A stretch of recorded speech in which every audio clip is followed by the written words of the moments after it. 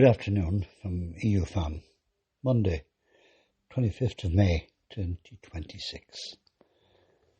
While the British Isles are basking in highest temperature records ever, the world at lunchtime today we're going to look at is not at peace, but perhaps is beginning to search again for practical ways of avoiding a wider economic and military disaster. The business world is watching the Middle East, Ukraine, Russia, Washington, oil, shipping, inflation, and the bond markets all at once. That is a lot for any market to digest, and is even more for ordinary businesses, investors, family offices, and governments trying to make sensible decisions.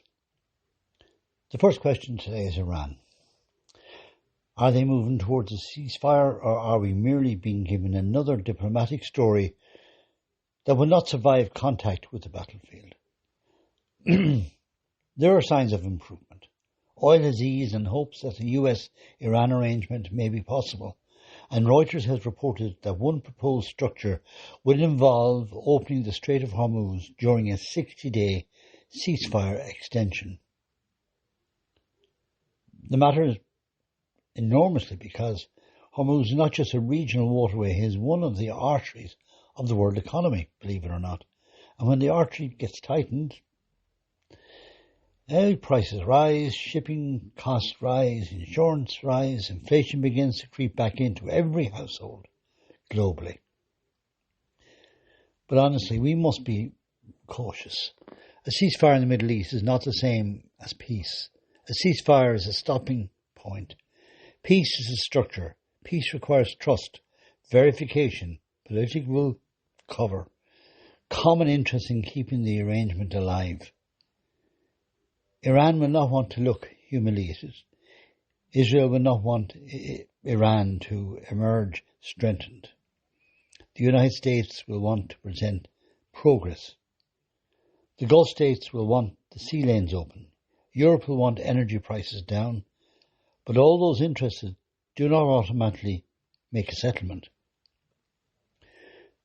The real question is whether Israel will allow the Iranian wound to heal.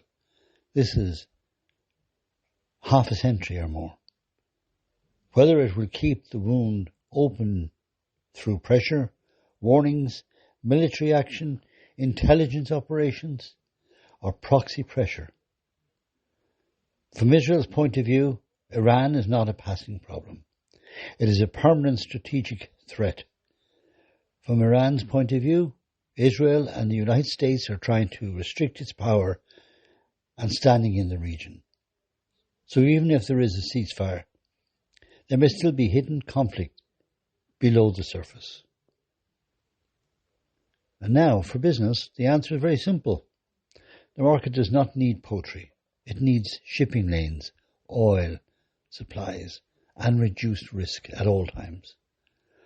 Oil prices have moved lower on peace hopes, with reports today of oil falling below the $100 level. But the market will reverse quickly, in minutes, if the diplomatic language is not followed by practical involvement and movement in the Straits of Hormuz. And now the second question, which has been ongoing now for 4 years, is Ukraine. Can the world achieve peace in Ukraine, or is President Putin happier to keep fighting? We should be careful here. Russia will talk when talking suits Russia. It has always been their way. It will call for a ceasefire when ceasefire suits Russia, not the other party. Of course, the test is not the announcement. The test is whether the guns will stop. Earlier this month, there is rival ceasefire proposals around Russia's World War II commemorations. But Ukraine accused Russia of continuing attacks and rejecting a genuine pause. Reuters reported that Ukraine said Russia had carried out large numbers of violations during that period of time. Over the past day, missiles and drone strikes have already killed people in Russia and Ukraine. and Ukraine has faced continuous shelling, missile attacks. That tells us that the war is still very active, still dangerous, and still capable of widening or intensifying without much notice. President Putin says he thinks that the war is coming to an end, but we must ask, coming to an end on whose terms? If Russia believes it can still gain ground, break Ukrainian morale, divide Europe and exhaust Americas politically, then Putin may prefer to keep the conflict going. An alive conflict for him is exactly what he's looking for. Not because endless war is good for Russia, but because a frozen or continuing war may be useful to him if it prevents Ukraine from fully recovering, joining stronger Western structures, such as the EU, or rebuilding as a confident European state. This is where economics matters. Russia is militarily dangerous. It is nuclear armed. It has energy resources. It has large territory, a strong security state, and the ability to absorb pain. But economically, Russia is not the joint many people imagine. On a current dollar GDP, Italy is the larger economy. The IMF's 2026 World Economy Outlook database places Italy ahead of Russia. In a current dollar GDP, that does not make Russia harmless, but it does show the imbalance between Russia's military ambition and its economic base. That comparison is important. Italy does not terrify Europe. Russia does. Yet Italy has a bigger current dollar economy. So that the power of Russia is not just economic, it is militarily, nuclear, psychological, geographical and political. Putin's strength lies in making Europe feel weaker than it really is. Europe, if organised properly, has economic capacity to stand firm. The problem is not Europe's lack of money. The problem is Europe's lack of speed, unity and strategic clarity. When one looks at it from a business and economic viewpoint, Ukraine peace would matter in several ways.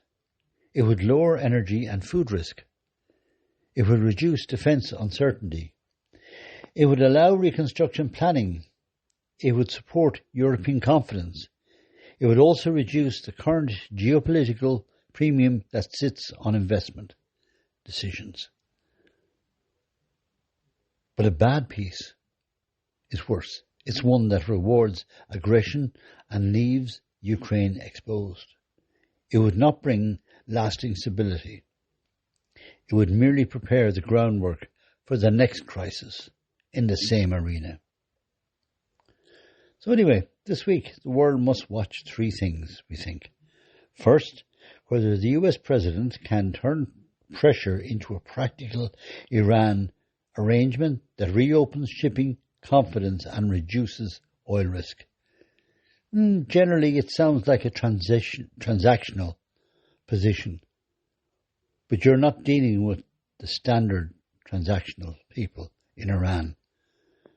Their culture, their heritage goes back thousands of years, way beyond transactional. Second, then, whether Israel accepts a cooling of the conflict or continues to keep Iranian question burning. The third one is whether Putin shows any real sign of wanting to end the Ukraine war, or whether he simply wants to pause what leaves Russia holding the advantage. The world economy is not asking for miracles. It is asking for predictability. And businesses can only handle higher costs if they are stable. They can handle competition if the rules are clear. They cannot handle is a world where every week brings a new tariff, a new missile strike, a new oil shock, a new court case, or a new diplomatic reversal. From Ireland and Europe, we should not fool ourselves. We are not the spectators. If oil rises, we pay. If Ukraine weakens, Europe pays. If shipping routes are disrupted, European industry pays. If America becomes unpredictable, global capital adjusts, and small open economies like Ireland must read the signals carefully. While the strikes that took place in Ireland during the Easter holidays against the rising cost of living and the oil costs, there's very little a small economy, which is primarily a dot on the global economy, can do. But there is an opportunity. If Iran de-escalates, if Ukraine holds, if Europe organises its defence and industrial policy properly, and if Washington turns pressure into agreements rather than just a constant noise, then the second half of 2026 may still be more stable than many feared.